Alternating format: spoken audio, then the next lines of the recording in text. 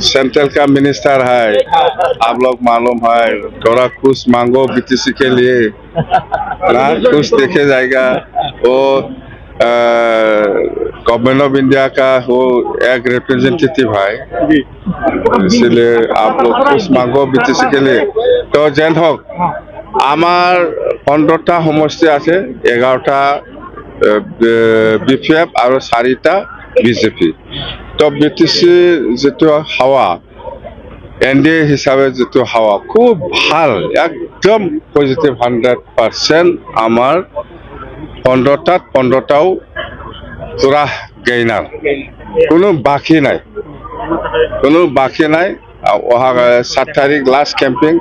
আজি আমার ইয়ার সিডলি হিসাবে অহাকালি আকৌ আমার তামোলপুর হিসাবে আছে, ওটাতে কন্টিনিউয়াস চলি আছে, বিরাট ভাল।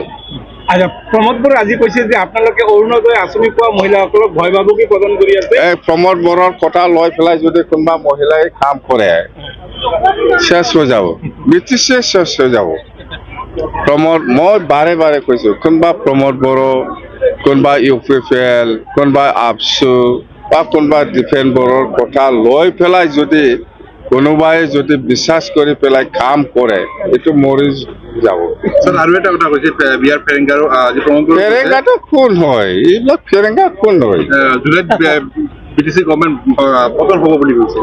ফেরেঙ্গা জাম্বা বুর্বক, কি জানে সি একো নাজানে, বুর্বক, সবচেয়ে বুর্বক মানুষ বলে কলে ফেরেঙ্গা। একো নাজানে, সিস্টেমও নাজানে, কিয় নাজানে, ক'ত কেনেকে জিকিছে সি নিজে গম নাপায়। আগত কেনেকে জিকিছে সি একবাৰ জিন্দগী আৰু সি নিজিকে। অথচ প্ৰমোদ বড়োৱে কৈছে যে তেখেতৰ বাদে ৰাজ্যত চৰকাৰ বনাবই নোৱাৰে, তেখেতৰ সহায় লাগিবই বোলে। মই কৈছে তোমাৰ প্ৰমোদ বড়োৰ কথা লৈ কোনোবাই যদি কিবা চিন্তা কৰিছে, এইটো ধ্বংস হ'ব।